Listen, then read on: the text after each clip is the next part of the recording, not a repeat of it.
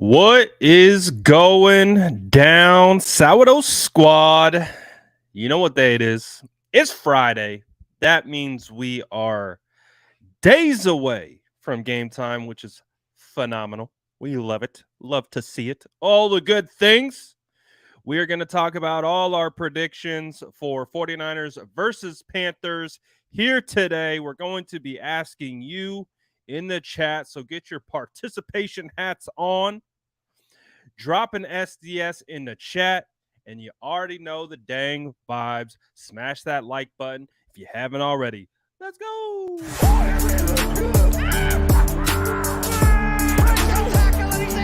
Smash that like button if you haven't already. Love to see it.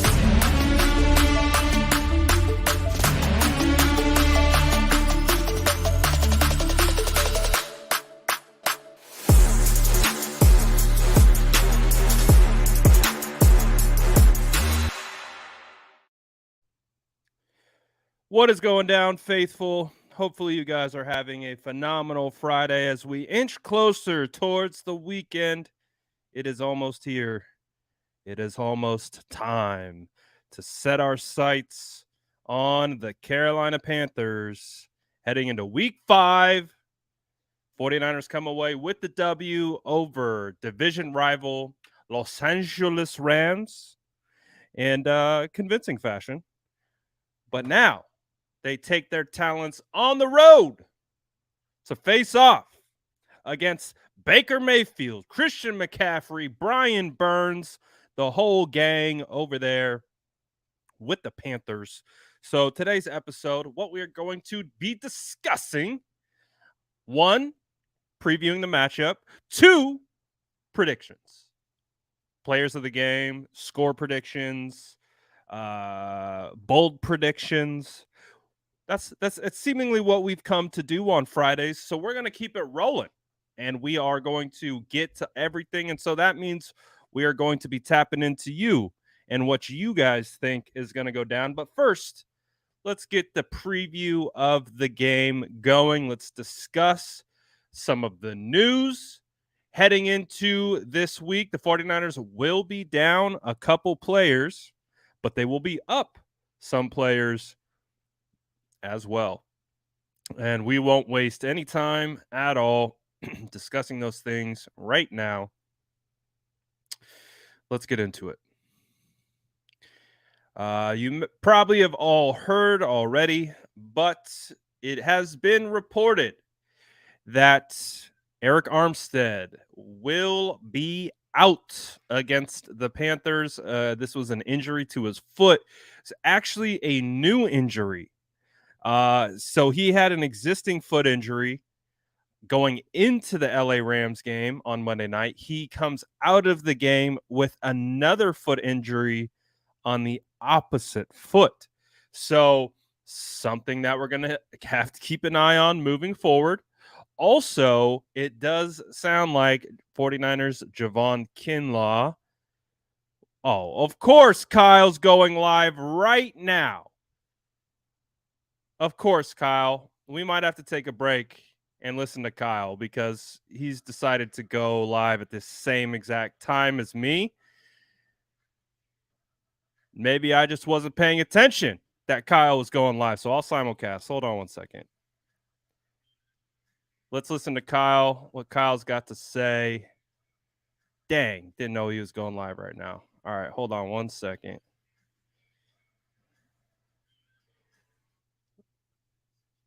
Let me get this up.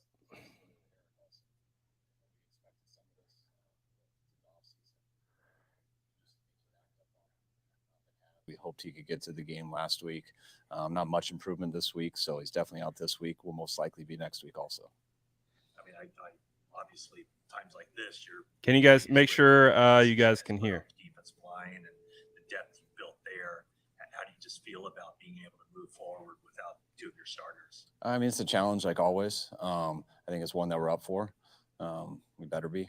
And I'm glad that we do have some depth, but it's always tough when you lose 2 players, regardless of your depth, especially 2 players like that. Kinlaw talked about fluid in his knee. That was anticipated. Mm-hmm. How much better prepared versus last since, he's going to be getting the start at left tackle? I think he was real prepared last week. He got in that Denver game, and so I think he knew it could happen again. We gave McKivitz a start, but when you get thrown in a game the week before, it kind of reminds you how quickly that stuff can happen. So you want them to take every single rep, and even the reps they don't take like a starter, because like they always say, you're one play away. And I think he was in that spot last week, and that helped him in the game. And I think it's even stronger this week. Is Brunskill or Burford start at right guard? I'm not sure. I forget. Yeah, we might play 3 guards. What happened with Moore last year? He got some early season starts and looked really good, and by the end of it, obviously Colton had leapfrogged him on the depth chart. What was going on in the second half of the season? I think it was more about Colton than Jalen. Colton didn't make our team last training camp. Got beat out in training camp. We were fortunate enough to keep him on practice squad, and just from there on out, just stringing together whatever it was, 8 weeks. He just got better each week, and we see those guys on film every single day. And when we did have an injury, what he had done in practice for so long made us go with him. Ever leery when rookies get starting jobs early in their rookie years? I mean, I don't know, get complacent or don't really kind of develop the way that you think they should? Every situation's different. I think the hardest thing about this league is just understanding the standard across the league, which a lot of people don't know. They don't grow up studying it. They haven't been in it as coaches, things like that. They don't have the experiences of it, but sometimes people get thrown into positions, and I'm not saying this at all with him, but I think a tough thing is when guys get starting jobs and they believe they're starters in the NFL. And there's people starting all over this league who sometimes shouldn't be in the league. Injuries happen, and there's not just people out there. You got to play what you have, and you go in there, and some people get in those positions early and they think that, oh, I can make it in this league. And they don't realize that, man, there's 4 guys coming trying to replace you next year. And you should see the other. And if you don't understand that the injuries gave you your opportunity, it's going to be a short career. And I think that's what happens with a lot of people. And some people, that's why they get so much better after they get cut. They realize like, oh man, this isn't college. I don't have redshirt years. Actually, every day my career can change. And the more people learn that, usually the more successful they are. And some guys just have that naturally, and some guys got to learn it the hard way. Continuity being so important on the offensive line. How do you account for you guys pretty much being able to pick up and move on so many changes? The entirely different offensive line from the last year Rams game in the middle of the year to the one you just played. You've already had several changes this year. I don't look at it as just that we did it. I look at it as that's the challenge. Like, I think things would always be better if you kept that continuity and stuff like that. Just guys get better the more they go together, but that's the reality of this league. And you can feel very sorry for yourself. But then it's what I just said about players and stuff. It's the same for coaches and personnel guys, that you can sit there and be like, how is this happening to us? And we'll go watch some other people too. Lots of people are in that situation. And that's why it's so much nicer, having 16 people on the practice squad now, things like that, which gives you more of a chance. But it's usually an issue every year. Sometimes you have some luck, and usually the team with the most luck has the biggest advantage at the end. Was talking yesterday about how the offensive linemen are given like an opposing player to review when they get up and do it in front of the rest of the unit, and how good Trent Williams and Brunskill are at it specifically. But is that done with other position groups on your team, or just the offensive line? Or? Every position coach has his own deal.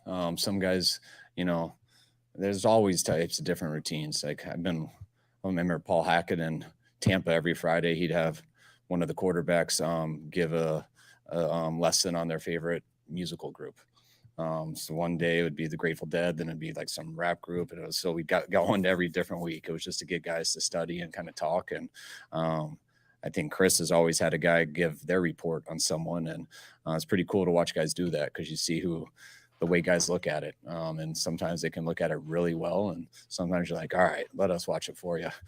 You just play. But it's cool when you can hear that from people, and then their personality comes out too.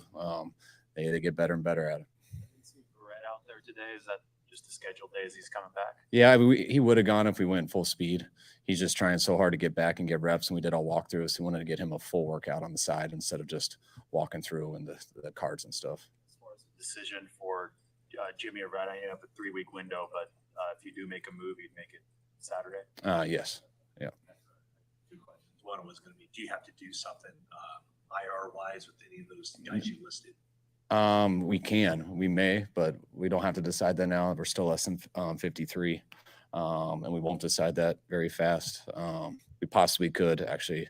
We possibly could decide that on Eric by tomorrow, but we still got a lot more to discuss and talking with him because I know we got 4. I think it's 4 games in the bye week, so we'll see how that works out. But then the guys coming up. Well, JV, he's not a decision on that. We're going to wait on him. And did we'll he discuss that with say Jimmy here that Eric on this long Armstead play they're going to night. talk about going on IR? One question. Just I think he did.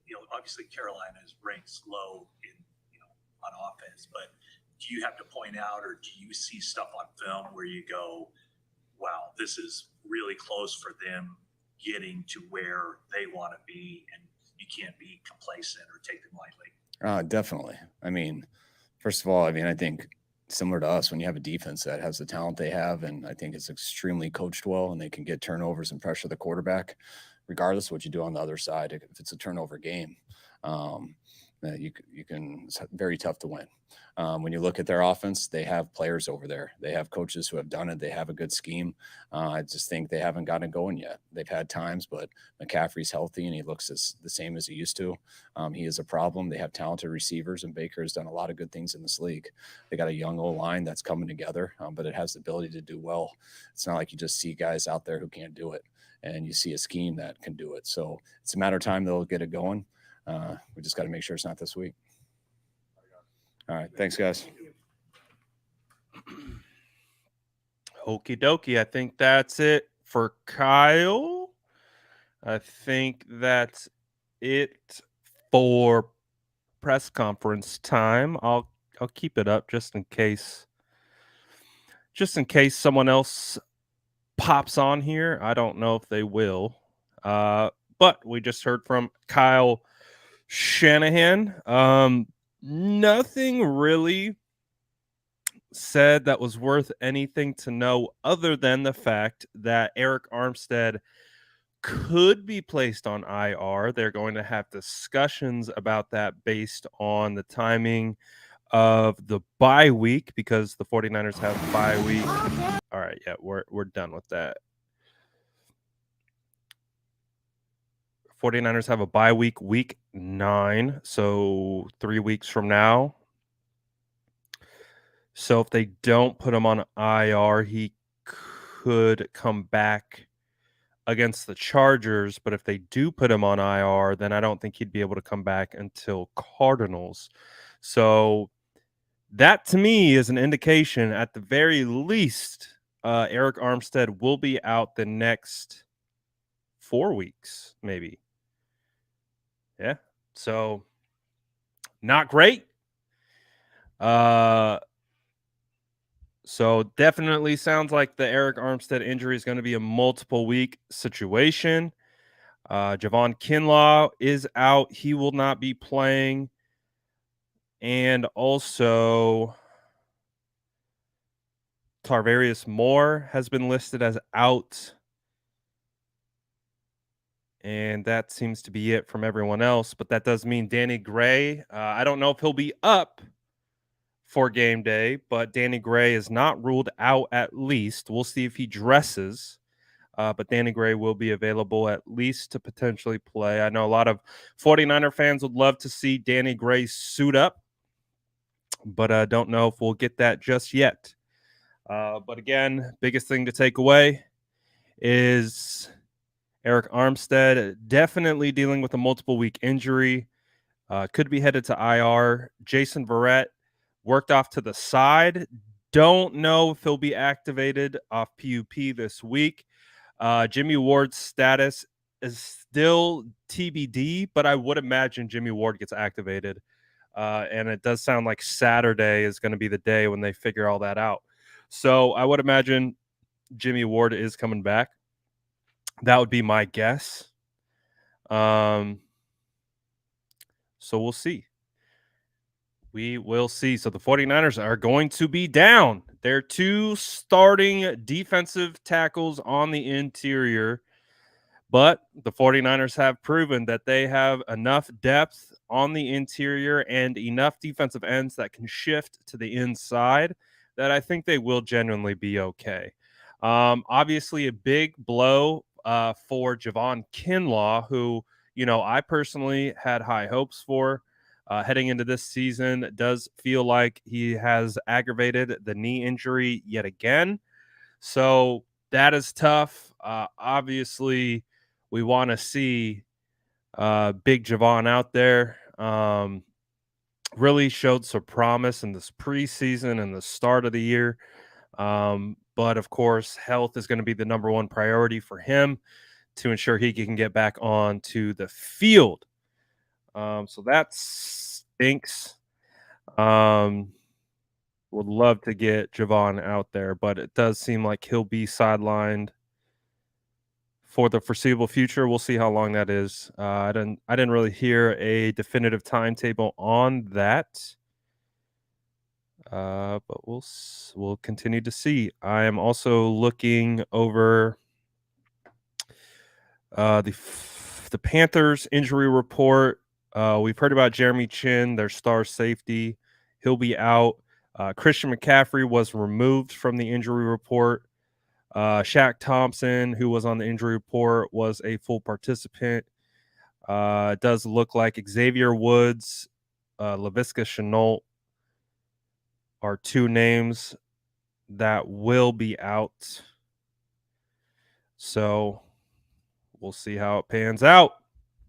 But those are some of the current injuries right now that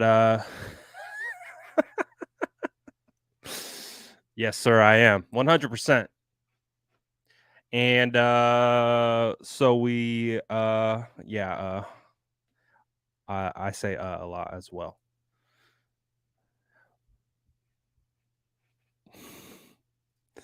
So let's see, where do we want to take this from here? Those are some of the early reports from the administration side. I think the 49ers will be able to manage that well, but it is something to take into account as we move towards the Panthers, start to look at the Panthers depth chart, how that will be affected or have an impact on this game.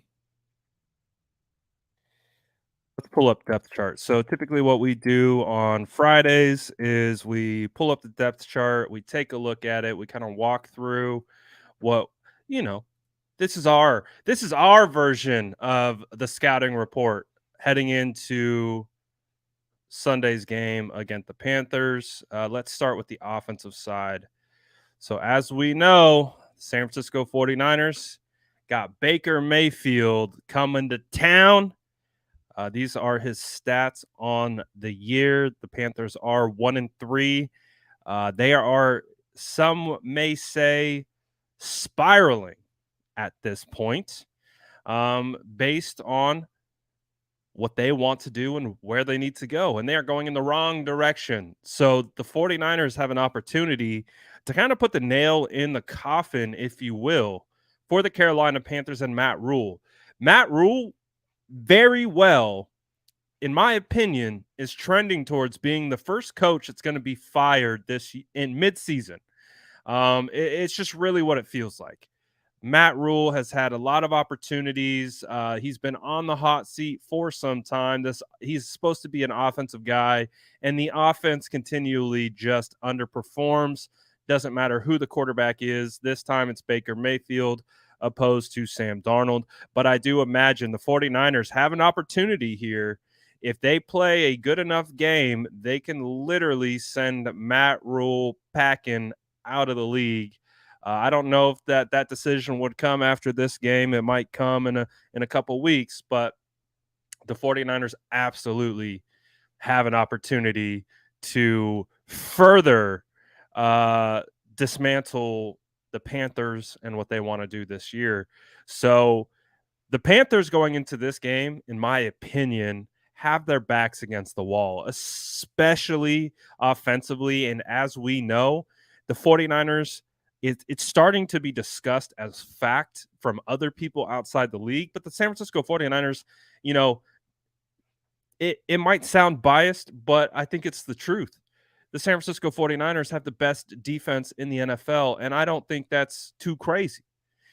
I think the 49ers are looking at a unit that is arguably the best defense we've seen in the better part of a decade. Um, so they have that going for them. I agree. I agree 100% with this always.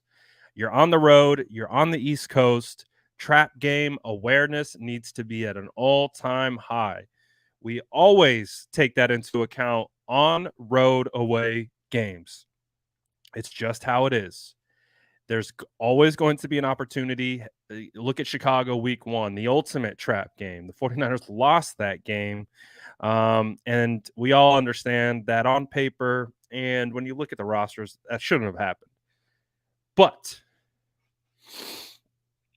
it is a trap game awareness game. But still, even though there is a trap game awareness, I do feel like the 49ers should and will come out with the victory, all things considered. When you look at the offense, there's 2 legitimate studs that pop off this depth chart, and it's Christian McCaffrey and DJ Moore. We all know who those 2 guys are. DJ McCaffrey, one of the most electric football players in the NFL. He's been dealing with injuries and things like that as a running back, of course, but that doesn't change the fact that he's still one of the most electric players in the NFL. He can beat you in the run game. He can beat you as a pass catcher. Christian McCaffrey is good enough to make a lot of plays and make you pay. DJ Moore as well, extremely physically gifted wide receiver, route runner, yards after catch. He's very shifty, can make you miss. You're going to have to swarm to tackle both of these guys, but guess what? This defense is exactly that. They're going to swarm to the football, hats on the ball all over the place. The 49ers are built to play against players like this. I imagine we're going to see a lot of what we saw against the Rams. I really don't think the 49ers want to let anything get behind them. I think they're more than comfortable keeping everything in front of them, in the sense of, you know, if you want to get these 5 to 7 yard plays downfield, I don't think they have too much of a problem like giving that up opposed to giving up the big play deep, because as we've seen, you know, with the Rams, they were able to move the football, right? But once they got into the red zone, it was no go. There just was no, they can bend, but they're not going to break. And if the 49ers defense can hold this team to field goals only, it could be a long day in the office for the Panthers. But I would imagine, too, there's going to be an opportunity for turnovers. Baker Mayfield has shown that he can be a little reckless with the football. And so I think the 49ers, when they match up against the cornerbacks that we have, the safeties that we have, especially if Jimmy Ward returns, the way Fred Warner and Dre Greenlaw have been playing lights out, I think I don't see a big play really popping off against this defense. Now, you might see a lot of stuff underneath, like I'm talking about, and you might see some them possess the ball for a decent amount of time, but I don't know if that's necessarily going to translate into scoring. And then when the 49ers defense gets this team into third down situations, that's when this defense is going to shine, because we already know Nick Bosa, Charles Omenihu, again, no Javon Kinlaw, no Eric Armstead, but Kevin Givens, Hassan Ridgeway, Charles Omenihu is a guy who plays on the inside as a pass rusher. You have Kerry Hyder Jr. He can also play on the interior in pass rushing or base down situations. Samson Ebukam has been balling the hell out on the opposite side of Nick Bosa. So there are guys here to get the job done. So you look at their offensive line, Ike Ekwonu, I'll give him all the respect in the world. I think he's a phenomenal left tackle. He was my LT1 in this draft class. I think he was by far and away the best best tackle prospect coming out. And there were some good tackle. There's a lot of good offensive linemen coming out of this last class, and it was really easy to see that Ike Ekwonu was the numero uno of that class in regards to movement skills and abilities and things like that. So he is a rookie, but he's the best rookie, and I imagine he'll hold up decently well. But that all it takes are one or two plays for him to get set up by Nick Bosa, whether it's outside or whether it's pure just domination with a bull rush, set up outside speed to inside counter spin. You know, freaking Nick Bosa is a master at grabbing the wrists and offensive linemen and then swimming them and arm overs and clubs and all those different types of things. So I imagine we could be looking at another Nick Bosa two-piecer. Feels like any game that the 49ers go into, Nick Bosa will be capable of coming out the other side with 2 sacks. I don't see this game being much different. And we also saw one of Nick Bosa's sacks come on an interior stunt where he came all the way out from, I believe it was the 9 tech. I can't remember if there was a tight end or not, but I think there was. I can't remember, but there was 2 interior defensive tackles. He loops all the way around opposite side A gap, sacks Matthew Stafford. So Bosa can win multiple ways. Doesn't have to be straight up one-on-one to the outside. So I imagine it's going to be a multiple sack game. It's going to be a sack party on Baker Mayfield. Sorry, Baker. Taylor Moton, he's a veteran in this league, but I don't think he's anything worth, I think they'll be able to take advantage of him. Pat Elflein, decent center. Michael Jordan, man. Austin Corbett, man. So we'll see. I think there's going to be some opportunities for this defensive line to eat. Ian Thomas, Tommy Tremble, pretty mid when it comes to tight ends. So I do think the 49ers absolutely have the advantage in the defensive category versus offense. So I think let's do our predictions while we're on this side. So sticking with our predictions here, or getting into our predictions, I should say. And this is now where you in the chat, we want your voices to be heard. Who will be the defensive player of the game?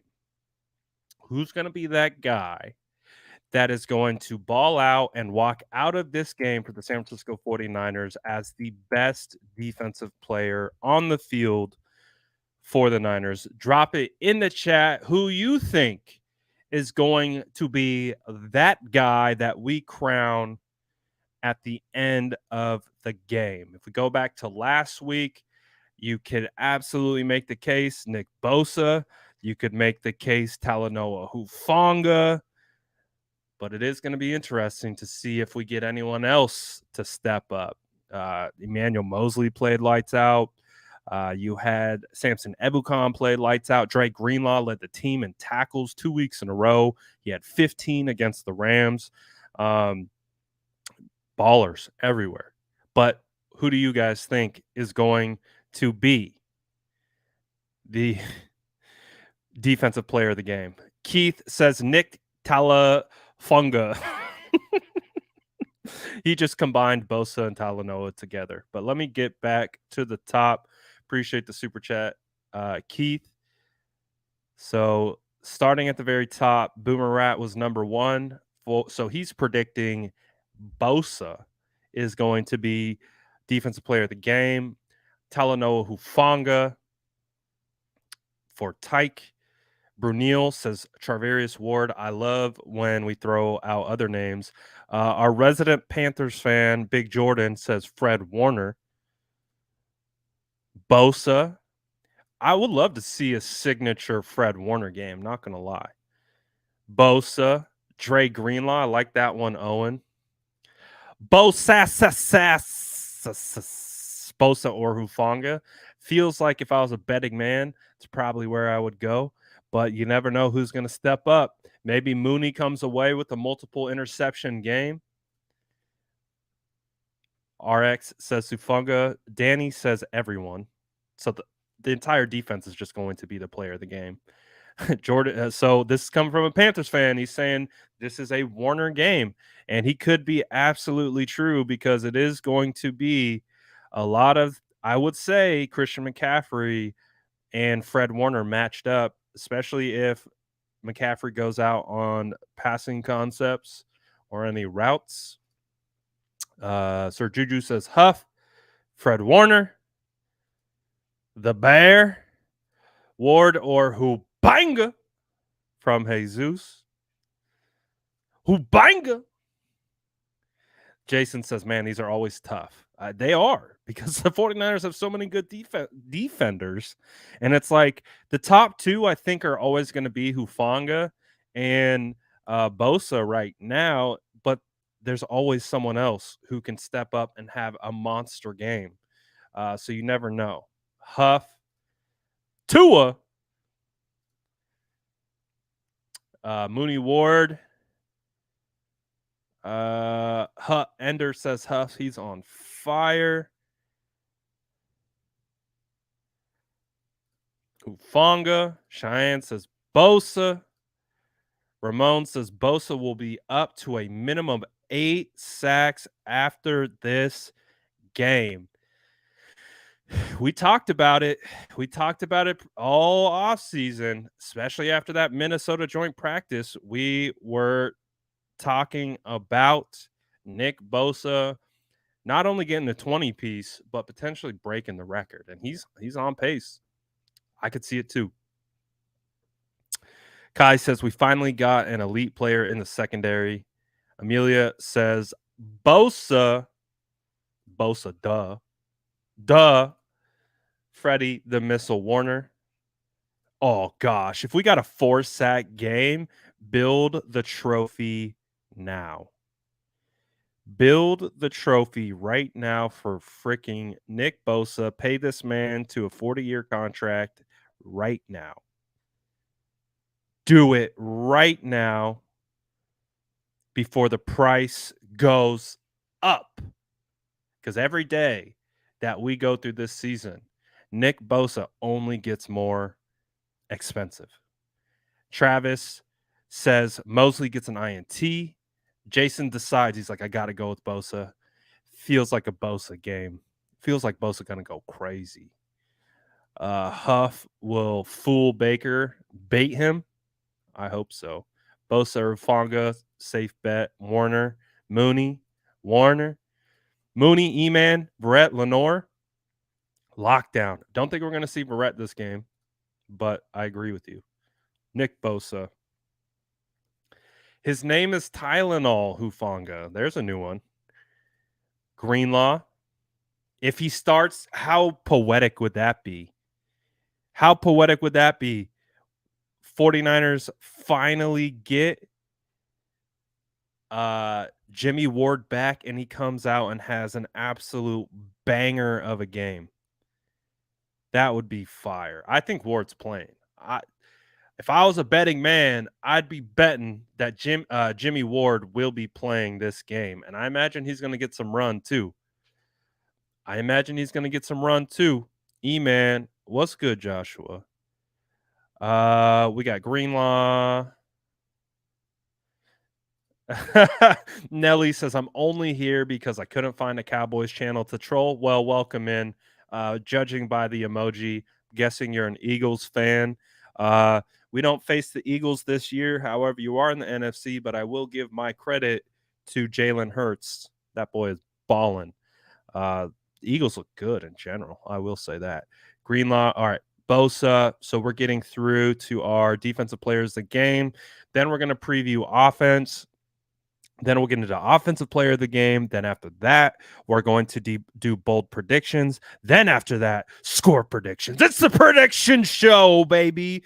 So that's what we're talking about. We're talking about predictions, which means we need you in the chat to be involved. And I love it because the SDS is always involved.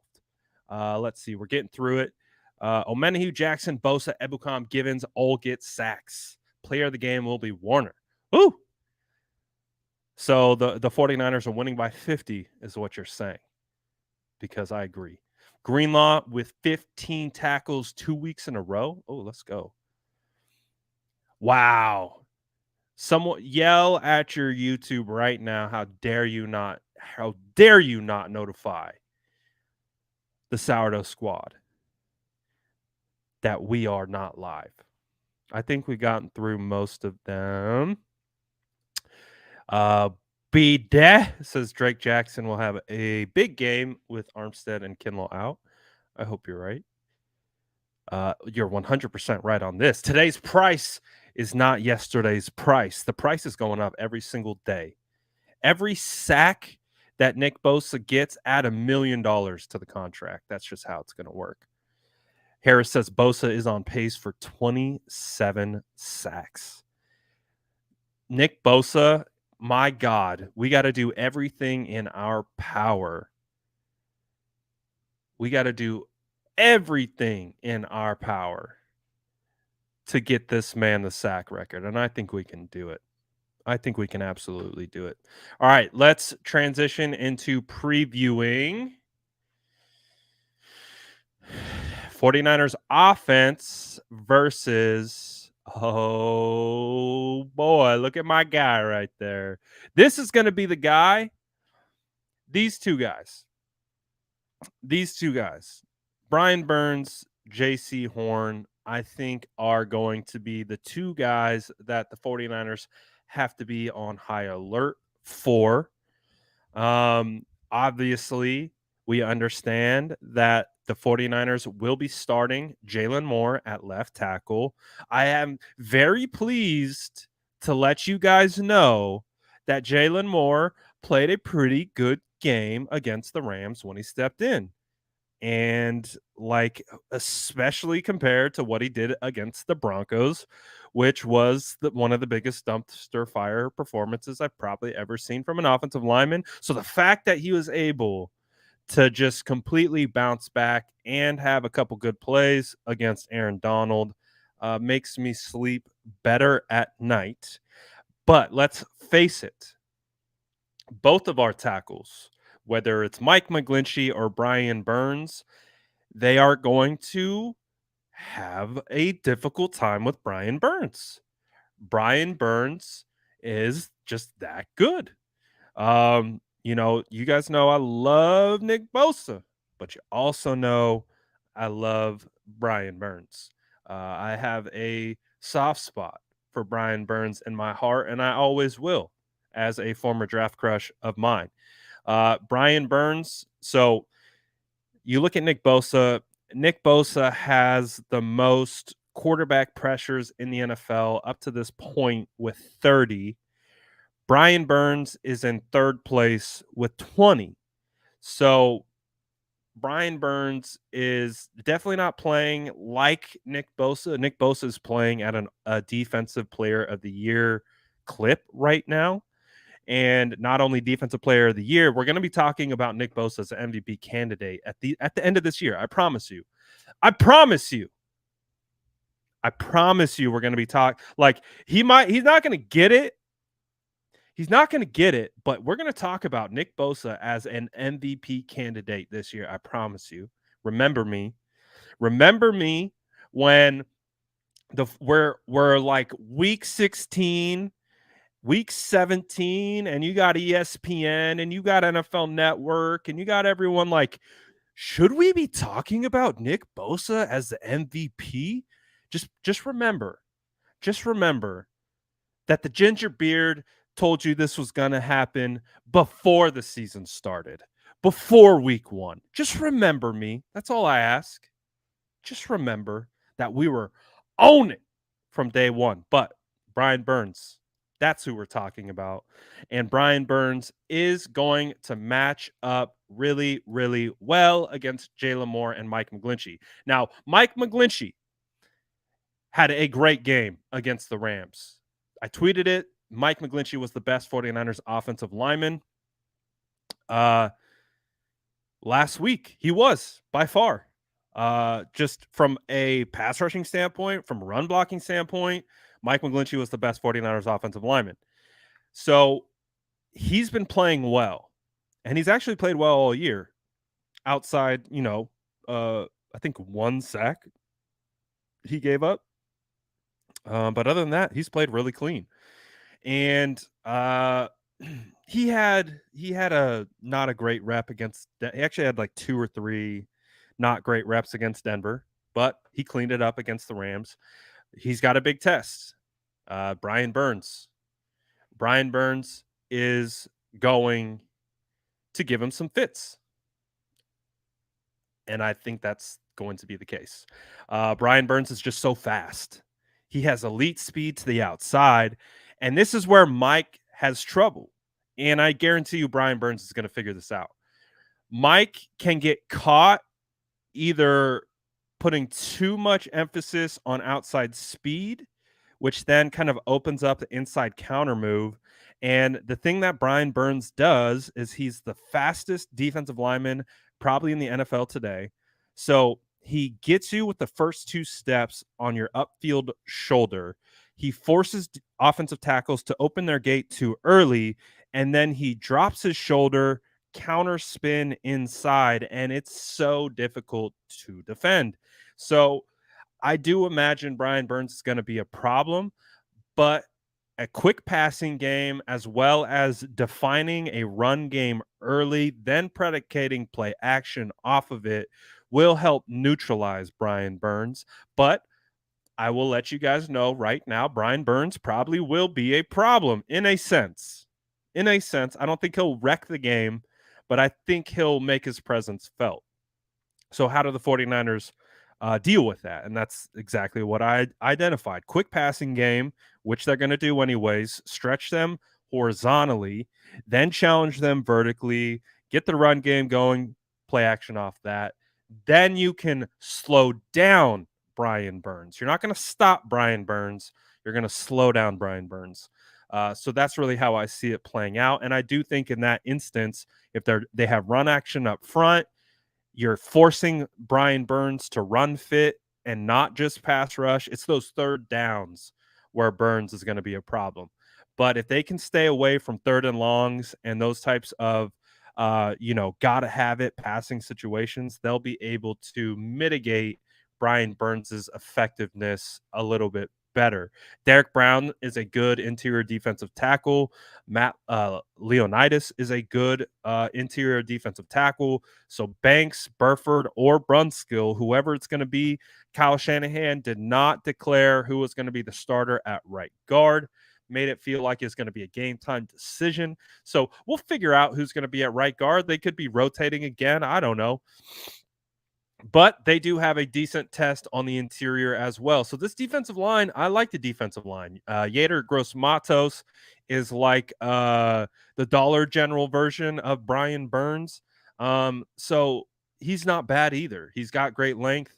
He has some decent speed. He's not quite Brian Burns. Like I said, he's like the Dollar General version of Brian Burns, but he still has some talent. So defensive line, pretty stout for the Panthers. I'll give them that. Shaq Thompson, veteran linebacker, California kid.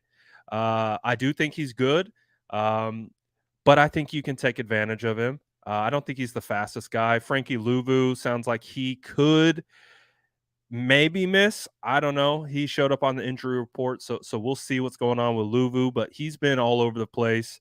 He's been a good player for the Panthers. We'll see what happens. Damian Wilson, I'll be honest, I don't know enough about Damian Wilson to even give a scouting report on him. Xavier Woods, I don't know if Xavier Woods is going to play. I think he might be out. And as we know, Jeremy Chin is on IR. So the 49ers should have an opportunity to attack this defense deep if that's what it comes down to. We'll see. We'll see. We've seen it. Jimmy Garoppolo can be hesitant at times when taking shots. So we'll see if that plays out. But when you look at the 49ers offensive line, how they're going to run the football, the way Jeff Wilson's playing, they're kind of feels like they're moving away from Deebo Samuel. Deebo Samuel from like a runner, and they're now using him more as window dressing, which I think they should. And using Deebo more as a traditional wide receiver or using Texas routes or choice routes out of the backfield, which they did against the Rams. I see that as a more likely outcome instead of using him as a runner inside the tackles or even on outside zones. I think they use him more as a way to manipulate the defenses. And I hope for God that we get Kittle involved. I don't know if you guys saw it. Madden knocked Kittle's rating down. I don't know if you guys saw that. Madden said, "Oh, you know what? We're going to have to knock Kittle's overall rating on Madden." Whew. I don't know why that triggered me. It got me really upset. And this feels like a great opportunity for George Kittle to have a really big game. Is he going to have a big game? Your guess is as good as mine, because I really do think that a big part of Kittle's involvement does hinge on Kyle Shanahan and how they use him. Now, he was out there collecting bodies against the Rams. Against the Rams, I think I charted over 5 pancakes. Dude was doing George Kittle things, right? Being a blocker, getting out in space, and demolishing DBs. So he was doing his job, and again at an elite level. But let's dial it up for Kittle, huh? Let's get Kittle involved. Jimmy, Kyle, let's figure it out. Let's get Kittle the ball. Let's get Kittle 2 tuggies. If I had to do bold prediction, Kittle 2 tuggies, but we'll get there in a second. So, we'll definitely get there in a second. For the offense, though, I do see this as a potential to kind of find their rhythm, especially dealing with an elite defensive end like Brian Burns and kind of scheming around that. I think that actually aids into what they want to do, which is run the football, play action off of that to keep Brian Burns guessing, which slows him down. I think, and that actually fits the overall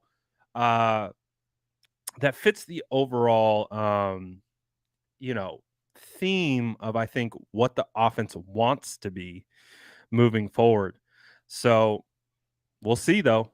We'll see. Will Brandon Ayuk get involved? Will we see a Brandon Ayuk game? Because let's face it, Brandon Ayuk's. I'm making assumptions here. I feel like Brandon Ayuk wants the football.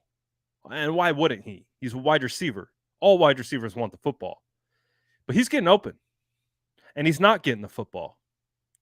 And I don't know. Maybe we should get him the ball. I want to get everyone the ball. That's the problem. I want to get Kittle the ball. I want to get Deebo the ball. I want to get Ayuk the ball.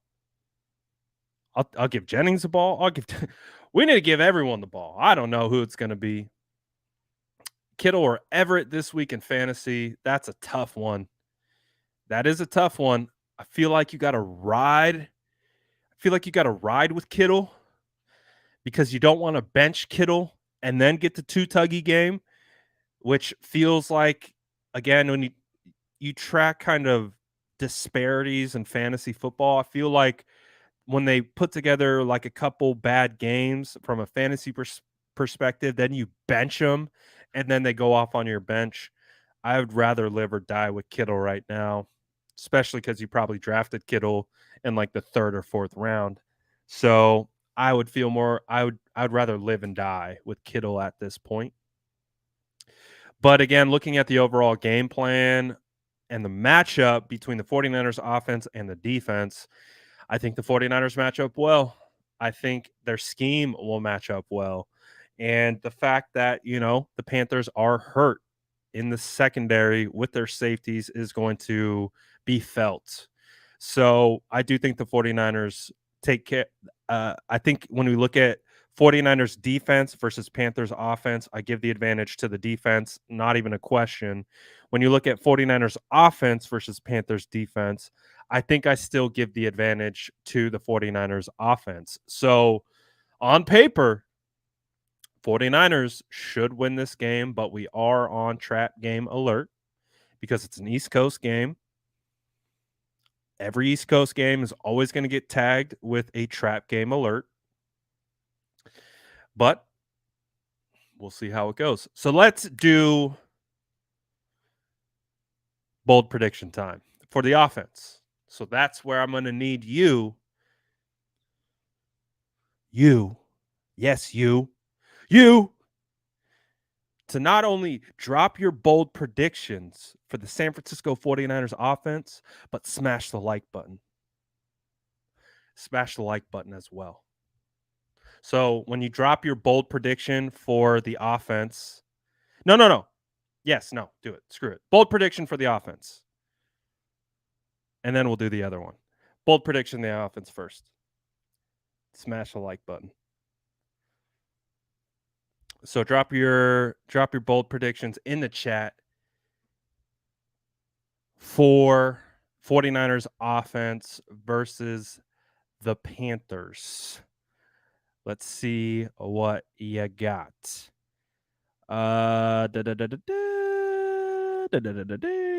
Let me figure out where to start. Ooh, Ray for a return touchdown. That is a bold. That is a bold one. Travis says Gray going to be the dark horse this weekend. That would be nice. Bold prediction: Ray gets a touchdown. Over 500 yards of total offense. That would be amazing. Oh, Jesus. This is too bold, my friend. This is too bold of a prediction. Jordan Mason gets a touch. That's you're bold. Tevin Coleman got into the game against the Rams. Jordan Mason did not. So that isn't the fact that we're thinking Jordan Mason gets a touch. Ooh, bold prediction, my friend. Bold prediction. Ty Davis Price scores. That is pretty bold considering Ty Davis Price has been ruled out, Jordan. So that's fair. That's probably the boldest take we're going to get. Bold prediction. Jordan Mason more than 3 carries. That's even crazier than Jesus. Now you guys are getting too bold. No, we got to dial it back a little bit. I like this one. Nick R says 2 tight ends, 2 TDs. Mixing it up. So Charlie Warner TD and Kittle TD. I like it. Ooh, I like this one, Charlene. Charlene says 3 wide receivers get 100-yard game. That would be phenomenal. Who would those 3 be? Would it obviously Ayuk and Debo? Who's the third guy? Jennings? Ray? Marlon Mack runs for a touchdown. We're getting crazy with the Jordan Mason predictions. 80 yards. I just want to see Jordan Mason get 1 carry. Steven says 400 plus yards of offense. Cheyenne says bold prediction: 1 TD for Kittle and a touchdown for Ayuk. We need it like we need air. We need it like we need air. Who is confident that we score more than 20 points? I'm pretty confident about that. Greg and BA both get TDs this game. We need a classic Greg game. 49ers rush for 150. I would love that. Ooh. Cast a shutout. I would like that. BA, 100 receiving yards. Ramon says, bold prediction. Ayuk, Kittle, Debo all get receiving touchdowns while Wilson punches in 2. Woo! Woo! That's 5 touchdowns. That's 5 touchdowns. I suck at math. Extremely bad, especially when I'm pressured. So I'm going to do it on the calculator. That's 35 points. I like that. Throw for 350. That would be nice. Another bold prediction from Harris. Juice gets a passing touchdown. Little Philly special with Juice. Oh, there's a bold prediction. Panthers winning. Psych.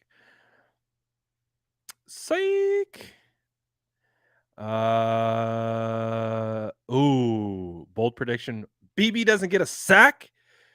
As much as it pains me to say it, I would love that if he did not get a sack. But that is bold. He's pretty good.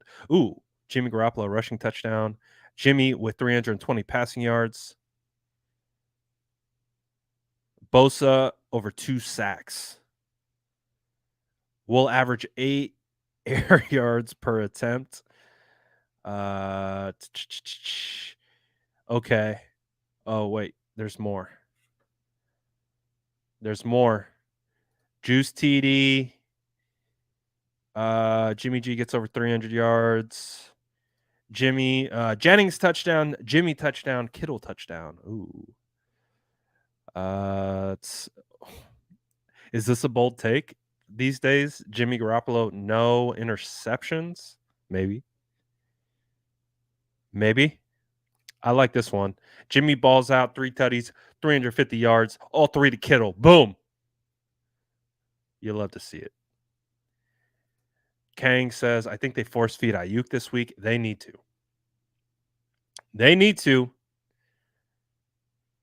We don't want to lose BA.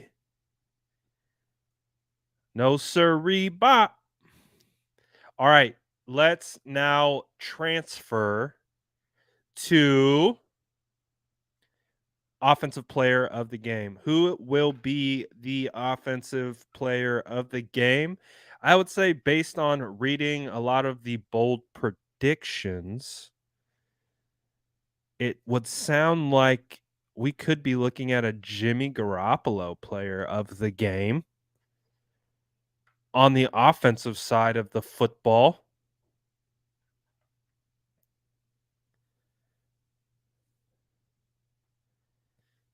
So drop it in the chat.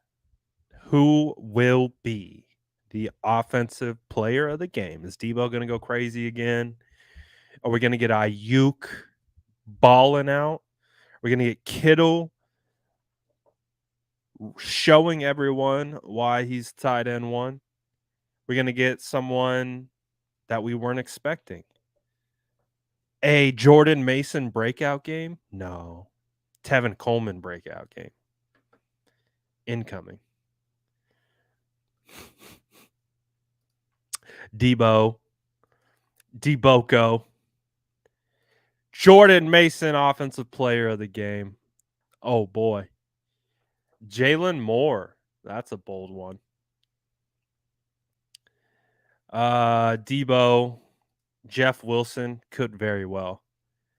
Ooh, I'm loving the offensive line love that we've got a Jalen Moore and an Aaron Banks, 10 pancakes, and a key block for a rushing touchdown. I like that. That's my style. That's my type of offensive player of the game. Baker will throw the most Niner touchdowns. Cheyenne says offensive player of the game is going to be Kittle. Bosa, that's a Bosa one. Debo or Greg? Yes. Ooh, McLeod, player of the game.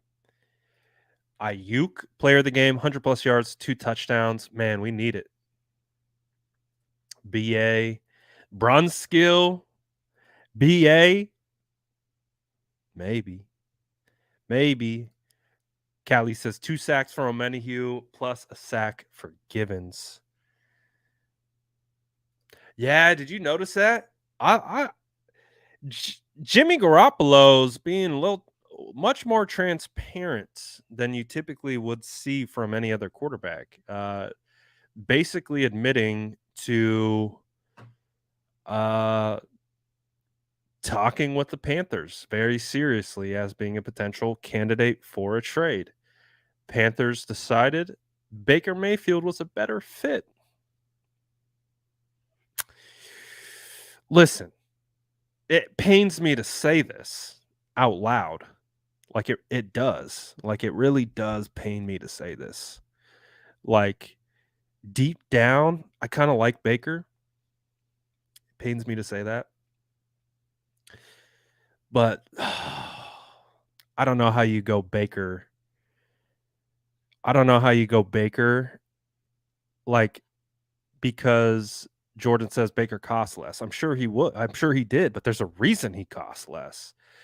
You kind of need Baker to be, I think, within a structure, like a structured foundation that he can kind of be his like cocky, like just kind of D-bag self because everything's set up around him and he can just kind of move. But him going to the Browns was a death sentence.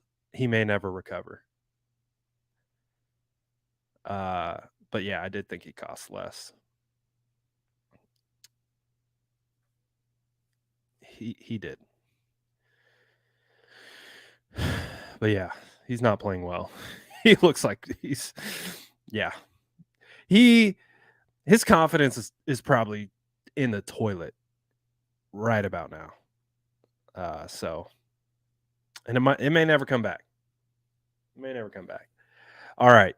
So we've done offense. We've done defensive player of the game. I think defensive player of the game, it came down to Nick Bosa and it came down to Talanoa Hufanga. Not a big surprise there. Offensively, the chat is leaning. Saw a lot of Debo, saw some Kittle, saw some Ayuk. Could go all over the place. Saw some Jimmy. So I think we're all over the place for offensive player of the year, just because, hey, I think it matches. We don't really know what to expect from this offense yet. Oh yeah, man. Bosa's gonna eat. I forgot that it's Baker. I forgot that it's Baker time. And Nick Bosa hates Baker Mayfield. Nick Bosa, 4 sacks. It's happening. It's happening. 4 sacks. I forgot. Burn everything down. Nick Bosa, 4 sacks. It's happening. Book it. Nick Bosa, new owner of the Panthers. Book it. It's going to happen. I completely forgot.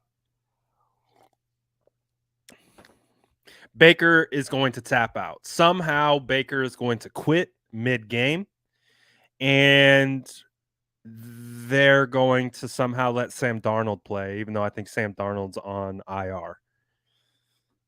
It's just going to happen.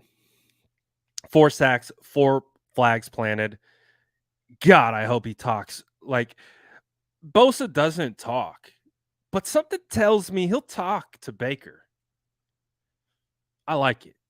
Get me a riled up Nick Bosa. Hell yeah, 4 sacks. Count it. 4 sacks. That would bring his total to 10 sacks through 5 games. Could you imagine 10 sacks through 5 games? Defensive Player of the Year MVP. Start it now. Start it now. But I can't wait. Nick Bosa masterclass incoming. You can feel it. You can feel it. It's going to happen. All right. Let's get to our last predictions of the day. We got off to a little bit of a slow start because, Kyle decided he wanted to speak while we just got started. So thank you, Kyle. But it's time. I really want to see if you guys think this is going to be a close game or a blowout. I'm really interested what the score predictions you guys are going to put in the chat for 49ers versus Panthers. I'm very interested because I think it could be an absolute massacre of the Panthers. I think the 49ers could be traveling home with like 53 Panther rugs at the end of this. Like just straight what was the last score? 49ers and Panthers played at Levi's 2019. The score was 51-13. Maybe we get another one.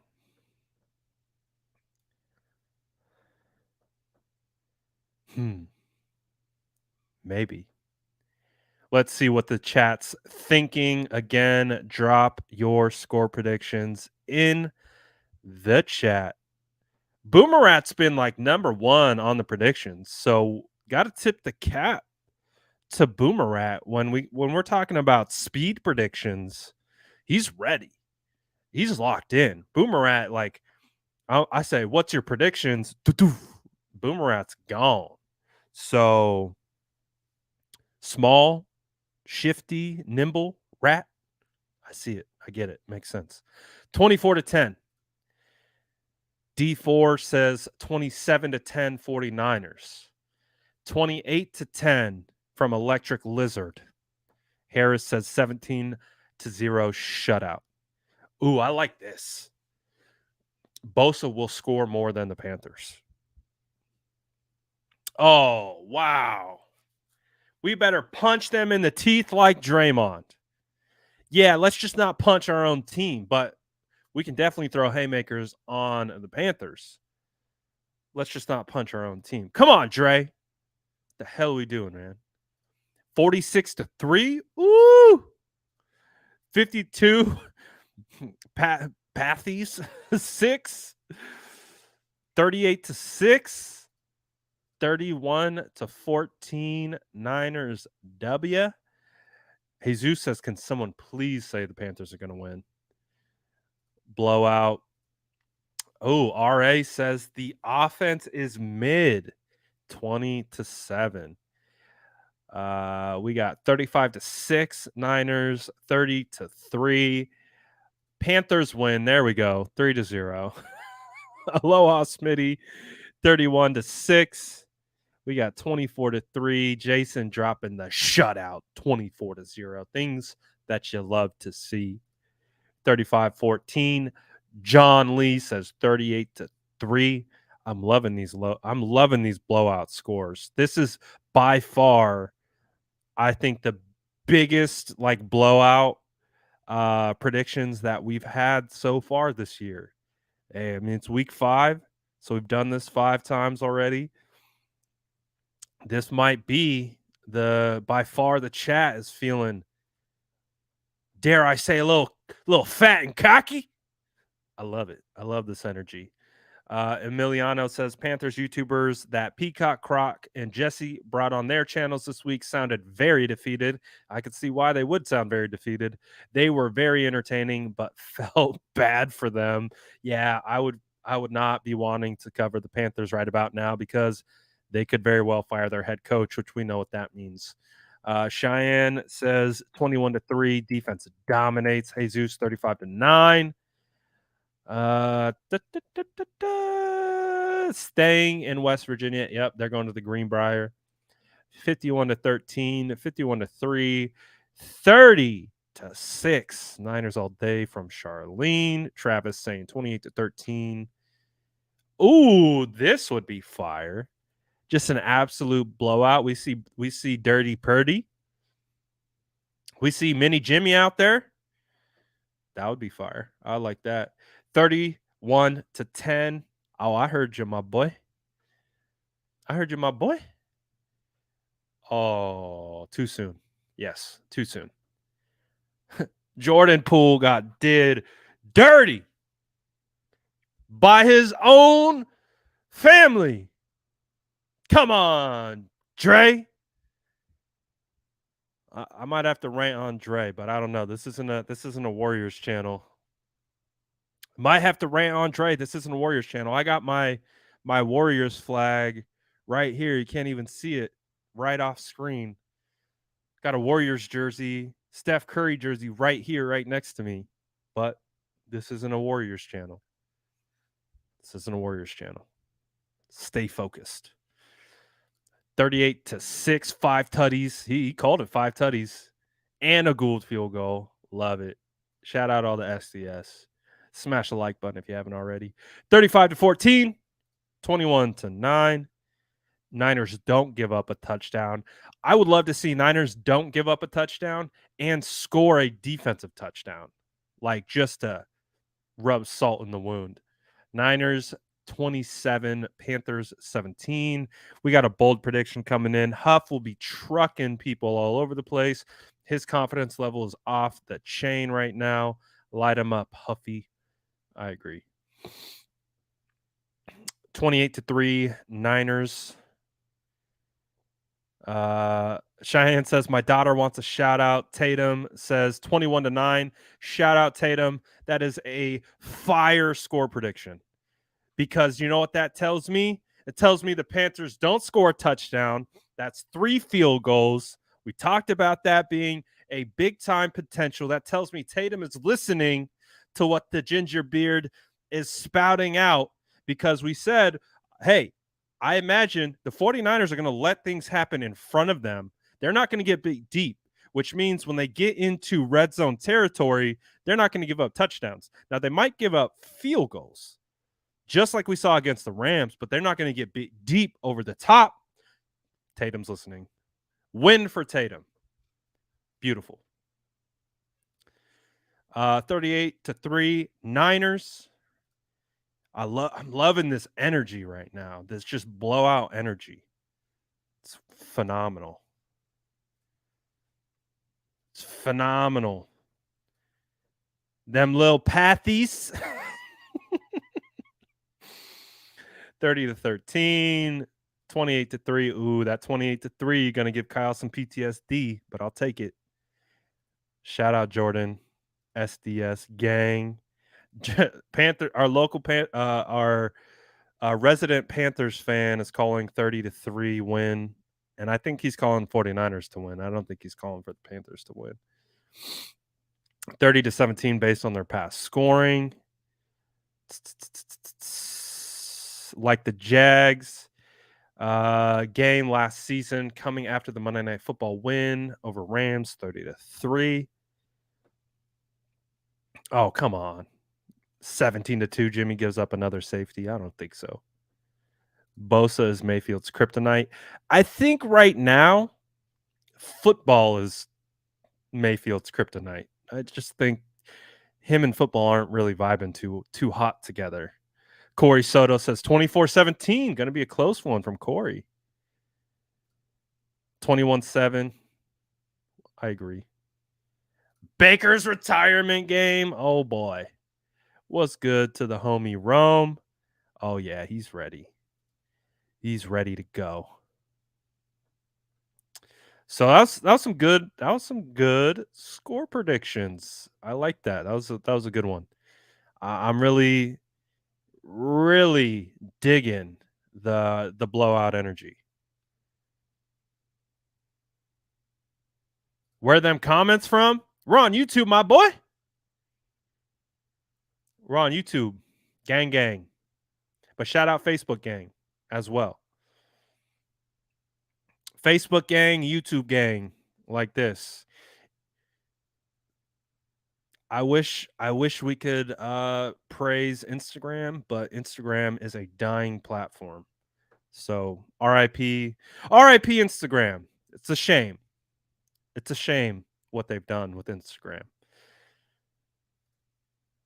Loving these score predictions.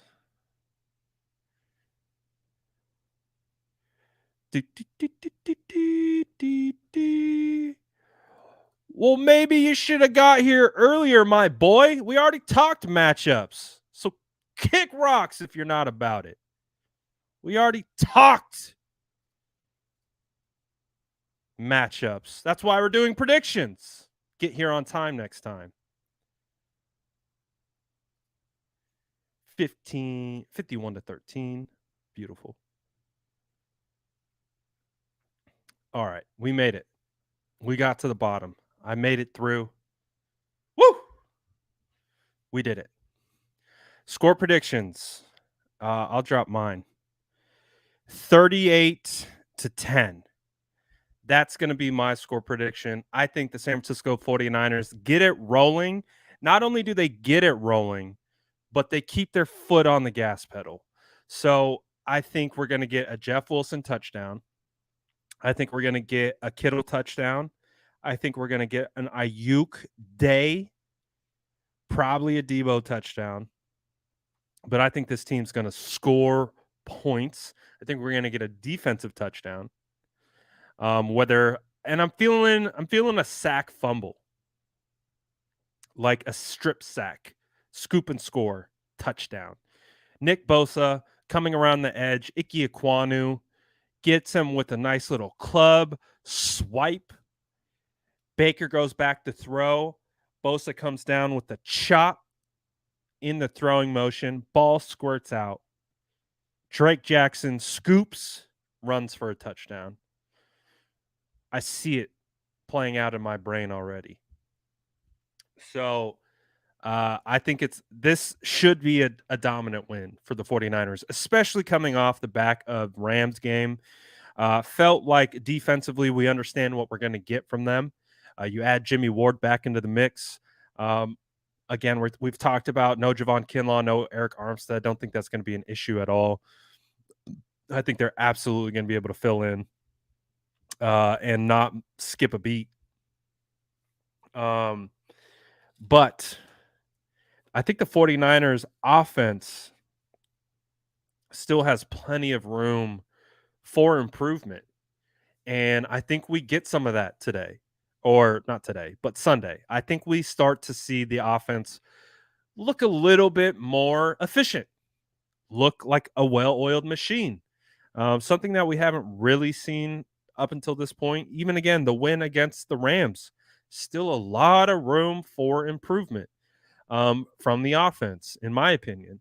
So I think we see that continued step in the right direction for the offense. I think we get a better kind of duality between the run game and play action and the passing game, where it becomes more rhythmic. Where right now it still feels rigid in a sense. So I think this is going to be another game where, again, Kyle's in his bag. You got guys that are hungry like Ayuk and Kittle to perform. We already know what Debo's going to do, but I do think there is a sense of urgency from both Ayuk and Kittle to make some plays. And what better opportunity to do it than against the Panthers, who are hurt in their secondary.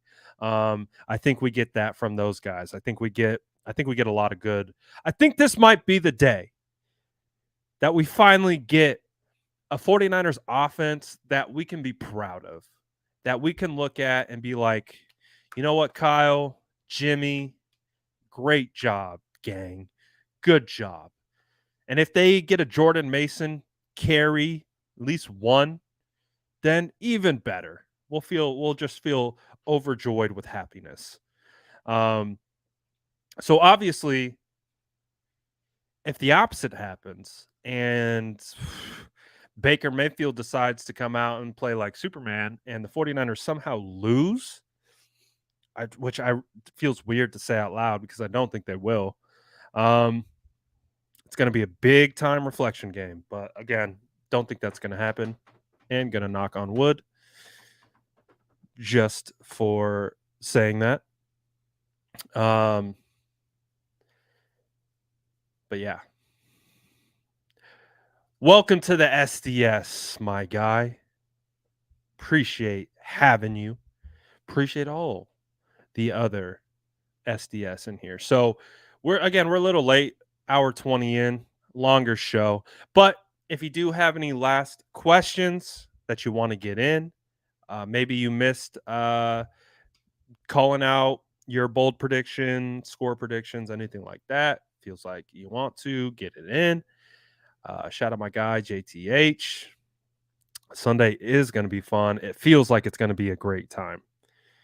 It just feels like a perfect storm of the offense kind of taking a step closer of matching the defense, and against a team that is underperforming, just feels like we could get an absolute dominant performance from the offense, all three phases. Something that we've been looking for and wanting this entire season, but we haven't got yet. Feels like a great opportunity to get that against the Panthers. Ooh, I like this. Niners may be 2-2, but the SDS is undefeated. Let's go. Tell them, baby.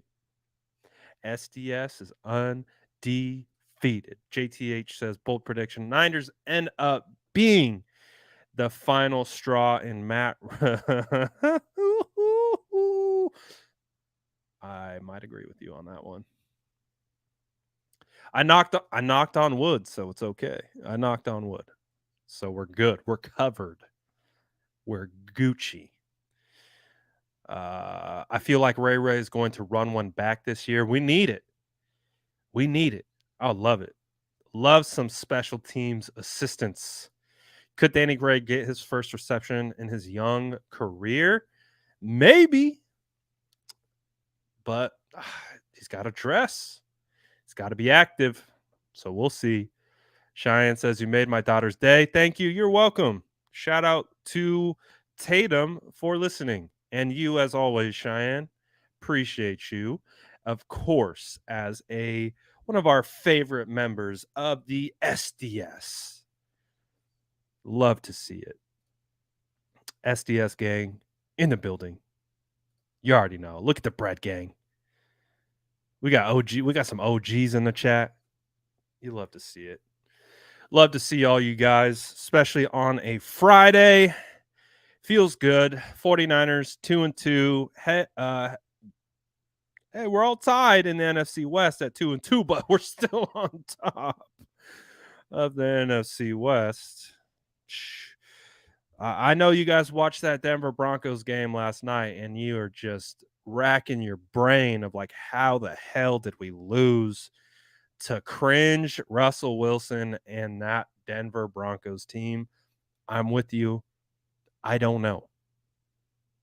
How did we lose to that? I don't know.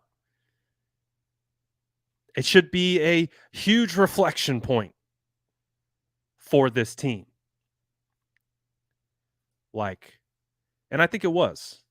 I think that Sunday Night Football game, and you saw Monday Night Football, they took it personally, and they better have.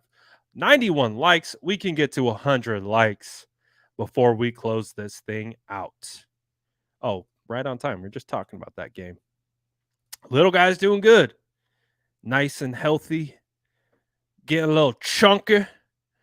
Love to see it. That game was absolutely terrible last night. Oh, yeah. Get them likes up. Hufanga can have another great game. How long have I been doing this?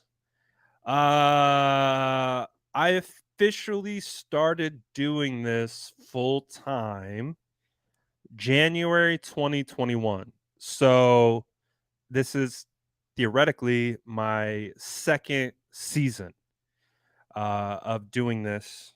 YouTube, just all encompassing social media, all of that. So this is year 2 for me. So yeah, we started in January 2021, but the YouTube thing I don't think really kicked off until like March 2021. And I was still trying to figure it out. I don't know what the hell I was doing. I think I took like January and July off completely. And then we kicked it back up during training camp. But this is like the first full year, start to finish, where we've done like lives pretty much every day. Been a while. And shout out to all the SDS who've been rocking since day one.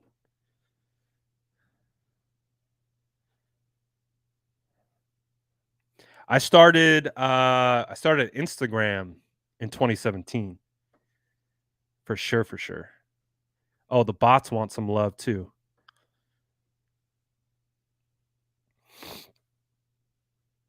Harris says, remember following you on Insta for a few years. One of the first Niners pages I followed.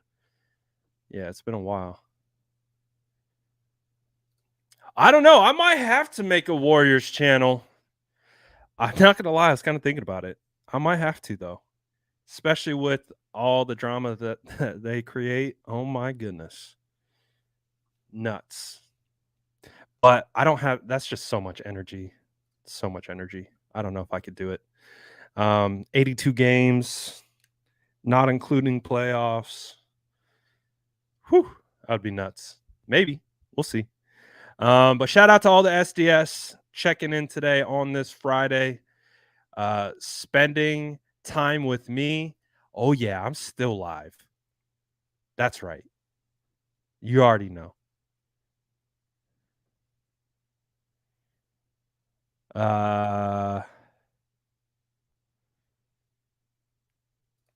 Brad, do you know what it's about? And it's about Jordan Poole about to get paid and Green is out, right?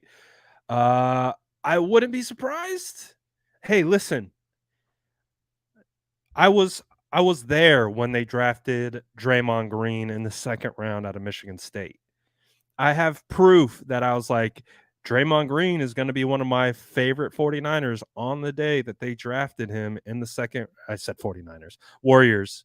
The day that he was drafted. I watched Clay get drafted. I watched Steph get drafted. I watched this team get built. I watched them trade for Iggy. I watched them trade for D. Lee. I watched them build this team. I watched them trade for Bogut, trade Monte. I watched the owner get booed. I've been around this Warriors team for a long time. I don't think they're going to pay Draymond. So if there's some animosity built up because Poole is about to get paid, which I believe he is, and Dre is not going to get paid because his play isn't matching the drama that comes along with it. So if you told me that's where some of that animosity came from, I would believe it. I would absolutely believe it. Because his play is going down, his value as a player is going down, and this like media, he's already like just a boisterous. He's like Richard Sherman was when he was with Seattle, but now he's not able to back it up as much. So I wouldn't be surprised. Yes, YouTube is the same, the SF Niners for sure. So I don't know. We could do a Warriors page, but I'd need like 3 more of me to be able to do that. It already takes up a hell of a lot of time doing the Niners stuff. You would be shocked by how many hours I work a week doing what I do. I probably work, now I'm thinking about it, I probably work over like 80 to 85 hours a week running content for the 49ers. It's a fun time. But I appreciate all you guys who support the effort and the time that we put into this.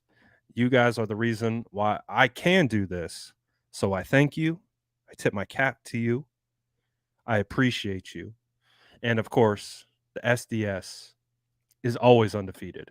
So we're going to go into this game against the Panthers. I think it's going to be a blowout. It's going to be phenomenal. And we're going to be celebrating yet again. I feel it in my bones. We need it. I want it. Let's get this dub. And Sunday, we'll bring up more content and all that good stuff. I appreciate all of you as always. Smash that like button if you haven't already.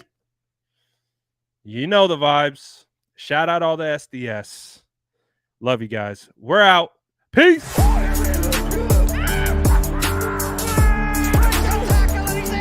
Smash that like button if you haven't already. Love to